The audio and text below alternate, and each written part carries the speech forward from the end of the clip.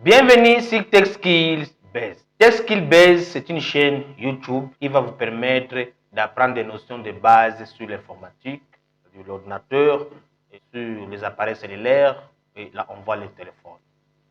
Abonnez-vous à TechSkillsBase et vous aurez l'occasion d'apprendre des notions sur la technologie moderne. Aujourd'hui, nous avons comme nouveau cours qui est apprendre les bases du clavier de l'ordinateur. Ça, c'est pour les débutants. C'est-à-dire, vous êtes débutant, vous ne connaissez pas de l'ordinateur, vous ne connaissez pas de l'informatique. Aujourd'hui, vous allez apprendre comment manipuler, comment utiliser le clavier de votre ordinateur.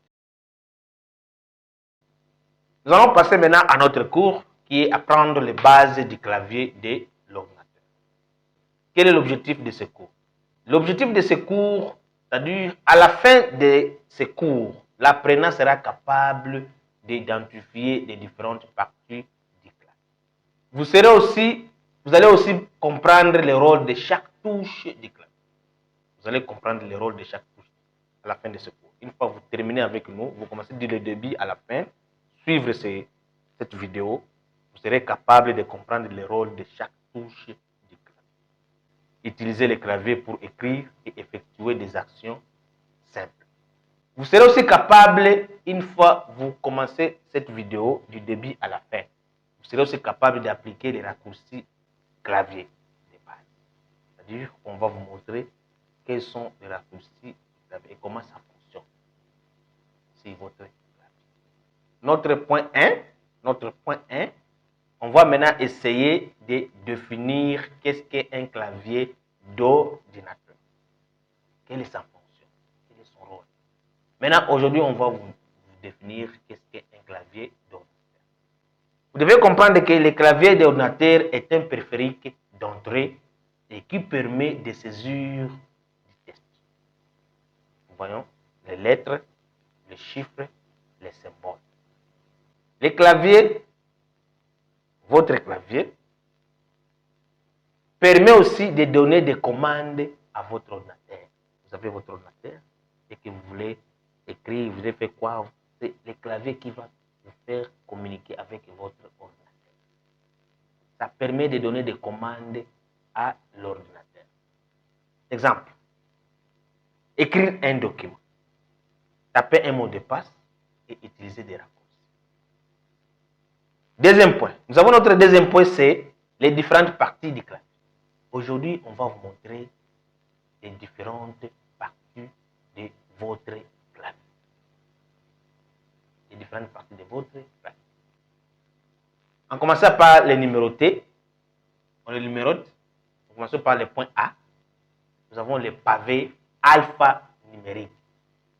C'est la première partie du clavier. Et ce qui est comme la partie principale du clavier.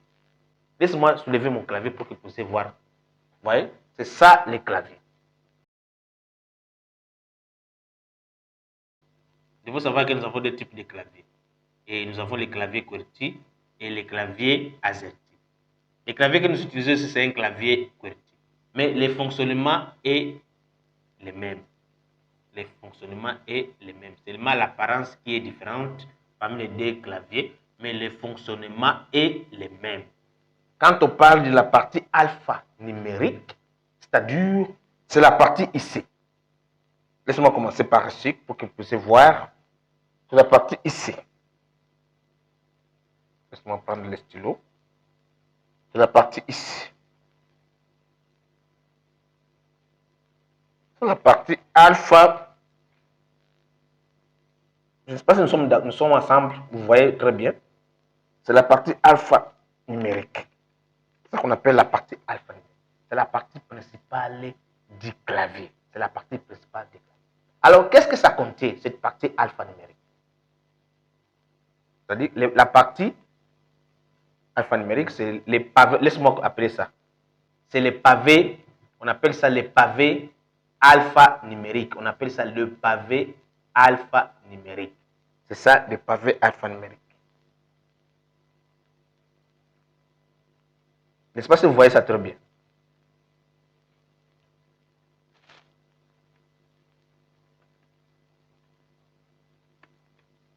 ça qu'on appelle les pavés alphanumériques. C'est la partie principale du clavier, de votre clavier. Qu'est-ce qu'elle contient? Les pavés numériques ou la partie alpha, les pavés alphanumériques, ça contient des lettres de A à Z. Ouais. Tout ça sont des lettres. Vous voyez, A, Z, vous voyez, des lettres, ça contient des lettres de A à Z. Je ne sais pas si vous voyez ça très bien. Laissez-moi vous montrer ça. Vous voyez, c'est la partie, le pavé alpha numérique. Vous voyez.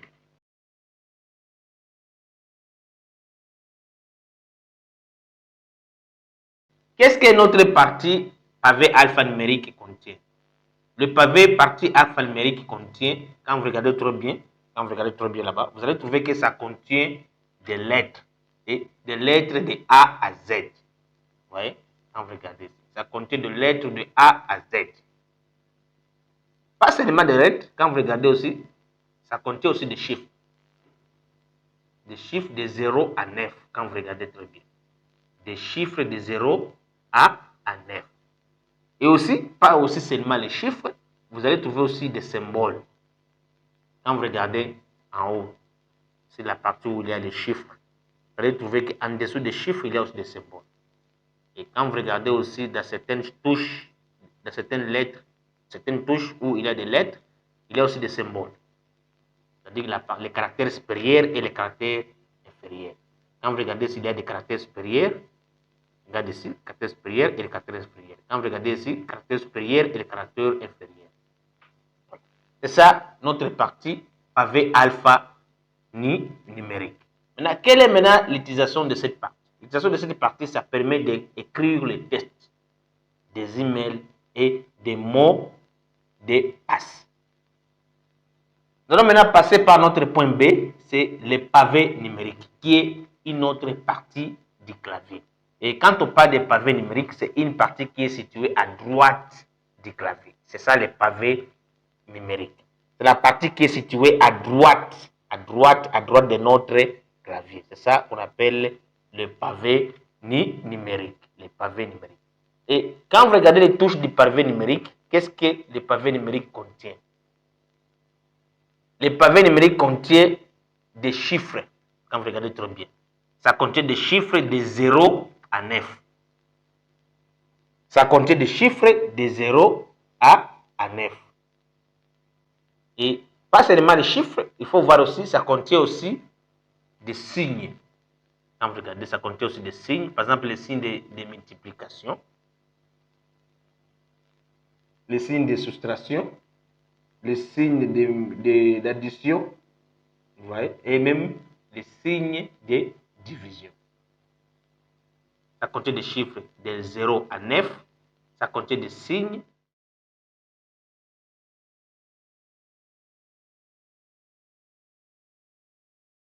Et ça contient aussi une autre touche qui est la touche entrée. Et pour les claviers et pour d'autres claviers, vous allez voir, on écrit Anta. Voilà, ça s'écrit Anta ici. C'est en anglais. Ça, c'est la touche entrée.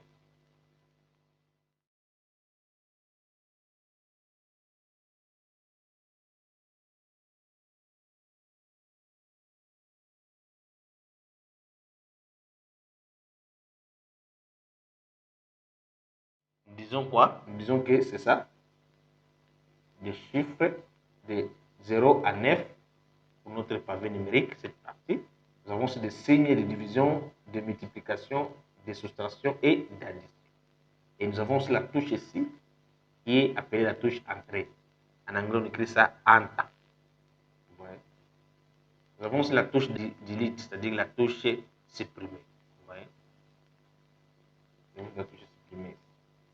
C'est notre partie pavé numérique. Maintenant, quelle est l'utilisation de notre partie ici, pavé numérique? Le pavé numérique permet de calculer rapidement, c'est-à-dire permet de faire les calculs rapides et de comptabilité. Permet de faire les calculs rapides et de comptabilité. Sur la partie pavé numérique, nous avons aussi les touches de verrouillage. On appelle ça Nimlock. Les touches de verrouillage et de déverrouillage. Cette touche ici, Nimlock, se touche toujours sur les pavés numériques. Vous voyez, c'est ça. Touche de verrouillage. Cette touche doit être activée si vous voulez utiliser ce pavé numérique ici, ces chiffres. Il faut activer cette touche ici. Si elle est désactivée, cette partie, elle ne peut pas fonctionner. Donc, elle doit être activée pour utiliser ce chiffre ici. Nous avons aussi les touches de fonction. Quand on parle de touches de fonction, qui commencent de F1 à F12. Vous voyez? Ce sont des touches de fonction de F1 à F12. De F1 à F12. Ce sont des touches de fonction. Qui sont situées où? Ça se situe en haut du clavier. C'est la première ligne de notre clavier pour les touches. Par exemple, pour les touches de fonction, nous avons comme touche F1. Quand on appuie sur la touche F1, c'est pour les LED. Quand vous demandez LED, vous appuyez sur la touche F1. Nous avons sur la touche F2. Puis la touche FD, vous voyez, comme la touche F2, FD.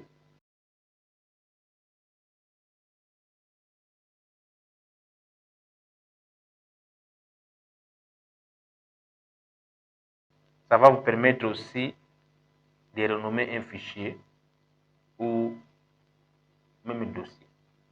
C'est la touche FD. Nous avons aussi la touche F5. La touche F5, c'est ça. Ça permet aussi d'actualiser une page et même votre bureau. La touche F5. Ça permet d'actualiser une page ou même votre bureau, votre page ou votre écran du bureau. Nous avons la touche F11. Ça permet d'afficher plein écran.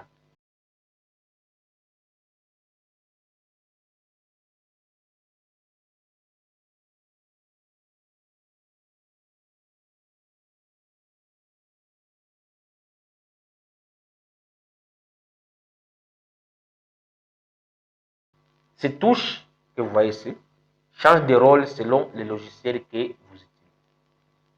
Nous avons aussi les touches de direction. C'est la partie D. Les touches de direction. C'est ça. Elles sont en 4. C'est ça qu'on appelle les touches de direction. Elles sont en 4. Vous voyez? Direction en haut, direction en bas, direction à gauche et direction à droite. Maintenant, quelle est maintenant l'utilisation de ces touches? L'utilisation de ces touches, ça permet de déplacer les curseurs. Les curseurs en haut, en bas, à gauche, à droite d'un test. On va vous montrer ça en pratique. Nous sommes sur la théorie. On va d'abord vous faire comprendre et faire vous montrer quels sont les rôles de ces touches et où se sont positionnés. Dès que vous comprenez cette théorie, maintenant on va passer en pratique de chaque touche et sa fonction. Je vais seulement vous recommander de ne pas sauter aucune étape dans cette vidéo. Il faut suivre cette vidéo, il faut regarder cette vidéo du début à la fin pour ne pas sauter aucune étape. Et n'oubliez pas aussi de vous abonner parce qu'une fois que vous vous abonnez, vous allez recevoir la deuxième partie de ce cours sur les claviers. Parce qu'ici, c'est la partie théorique. Aujourd'hui, c'est la partie théorique, mais demain, vous allez voir la partie pratique. C'est-à-dire, il ne faut pas sauter aucune étape de cette vidéo. Et en plus, il faut vous abonner. Il faut vous abonner. Une fois que vous vous abonnez, vous aurez des notifications sur la deuxième partie qui est la partie pratique de cette vidéo. Apprendre les bases du clavier de l'ordinateur. À part les touches de direction, nous avons aussi les touches spéciales. Les touches spéciales importantes. Et parmi les touches spéciales importantes, nous avons comme la touche entrée. Cette touche-ci, elle joue plusieurs rôles. Ça dépend du logiciel que vous utilisez, ou soit aussi ça dépend de quelle fonction vous voulez appliquer. On appelle ça en français touche entrée. En anglais, on appelle ça enter. Ça permet de valider ou aussi aller à la ligne. Ça permet de valider ou aussi aller à la ligne. Nous avons aussi la touche espace. Ça.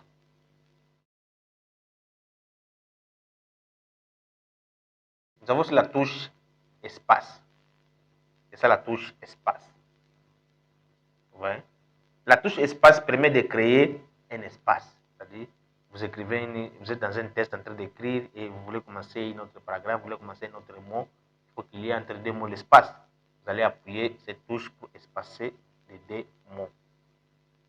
Ça, la touche espace. Nous avons la touche retour en arrière.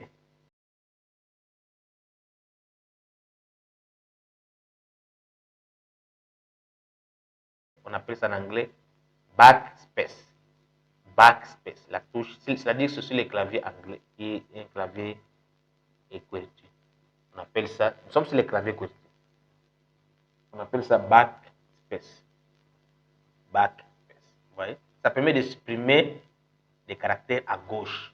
Par exemple, vous êtes dans un test en train d'écrire et que vous avez fait une erreur, vous voulez supprimer. C'est la touche que vous allez appliquer pour supprimer ou employer pour supprimer. Il faut seulement positionner votre curseur à la fin du mot ou du test et vous commencez à supprimer avec cette touche. Backspace, retour arrière. C'est ça. Nous avons sur la touche supprimer. C'est ça, la touche supprimer. On appelle ça en anglais touche delete. Delete. Cette touche permet de supprimer aussi à droite. Ou bien vous voulez supprimer un dossier, vous voulez supprimer un fichier. Il faut seulement sélectionner avec cette touche. Et il faut seulement sélectionner les dossiers ou fichiers et vous appuyez sur cette touche, les dossiers seront supprimés ou le fichier sera supprimé. La touche delete, la touche supprimer. Nous avons aussi la touche de tabulation. Quand on parle de la touche de tabulation, c'est ça. C'est ça. La touche de tabulation. On appelle ça en anglais tab. On appelle ça avec le mot tab. Cette touche permet d'aligner ou de changer de champ. Quand vous êtes dans une fenêtre quelconque, ou même un fichier, quand vous ouvrez un fichier, par exemple un fichier Word, cette touche peut jouer le rôle de changer des champs. Ça peut jouer le rôle de changer les champs. Ou dans une fenêtre, ça peut jouer aussi de passer d'une fenêtre à l'autre, d'une case à l'autre. Ou si vous êtes dans un Excel, aussi ça permet aussi de passer d'une colonne à l'autre. Nous avons aussi la touche majuscule. La touche majuscule, ici, on l'appelle ça la touche Shift en anglais. Il y a un clavier QWERTY. Nous sommes sur les claviers QWERTY. Ça, on appelle ça la touche Shift. Shift. Ça permet aussi d'activer et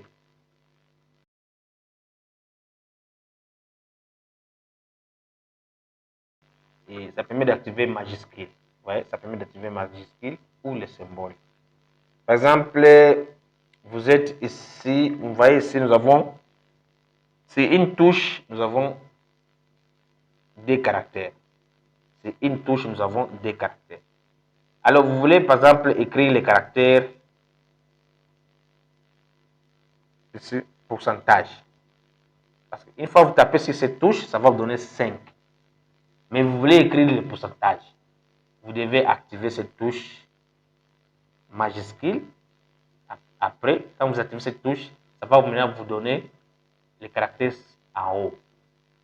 Vous voyez, il y a des touches. Il y a des caractères supérieurs et les caractères inférieurs. Si vous voulez avoir, par exemple, les caractères supérieurs, il faut appuyer sur la touche majuscule. Shift, la touche majuscule.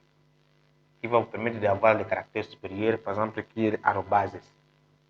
Si vous voulez les caractères inférieurs, toujours vous désactivez cette touche et vous aurez les caractères inférieurs. Les caractères inférieurs, par exemple, ici,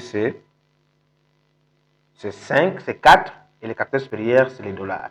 Les caractères inférieurs, c'est ici 9, et les caractères supérieurs, c'est voilà. Ouvrir la parenthèse. Ouvrir la parenthèse. Si vous voulez maintenant la parenthèse, il faut toujours appuyer sur la touche. Si vous voulez celui-ci, il faut encore désactiver cette touche Shift, qui est la touche majuscule. Nous avons la touche Caps Lock majuscule. La touche Caps Lock ici, vous voyez, ça permet aussi d'activer aussi les caractères, par exemple les lettres. Si vous voulez écrire des lettres en majuscule, il faut seulement appuyer sur la touche Caps Lock. Caps Lock.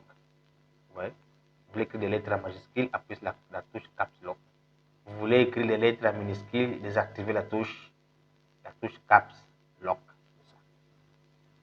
Caps Lock. Nous avons aussi la touche appelée contrôle. La touche contrôle, c'est ça.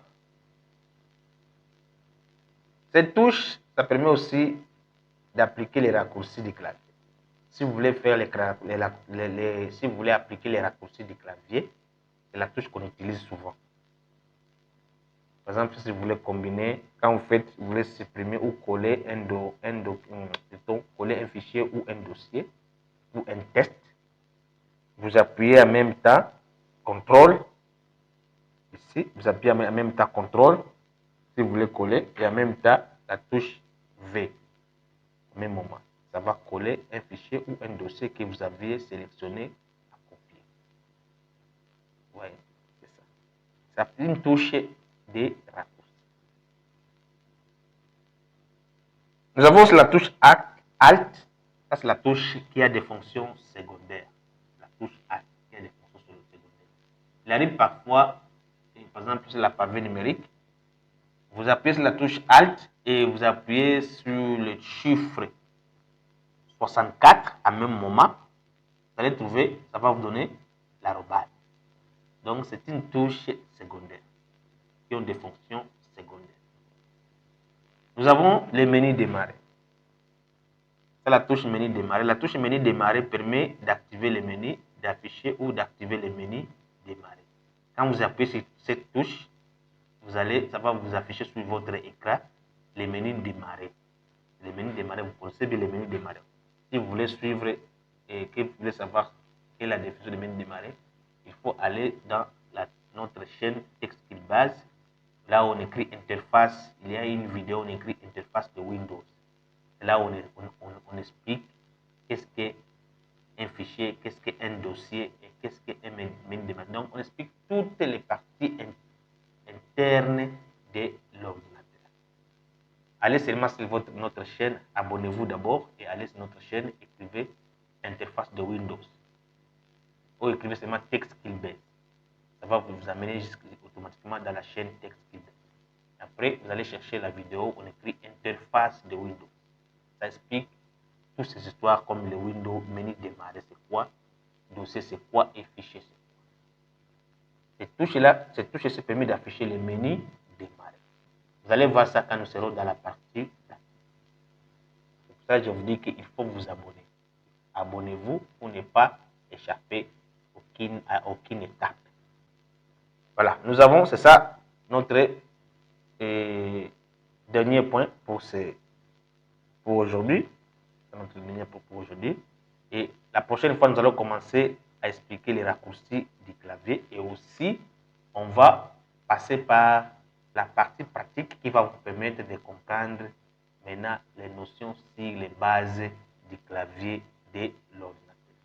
N'oubliez pas de vous abonner, n'oubliez pas d'aimer la vidéo, n'oubliez pas de partager cette vidéo parce qu'une fois vous vous abonnez, vous aurez l'occasion d'avoir des notifications sur de nouvelles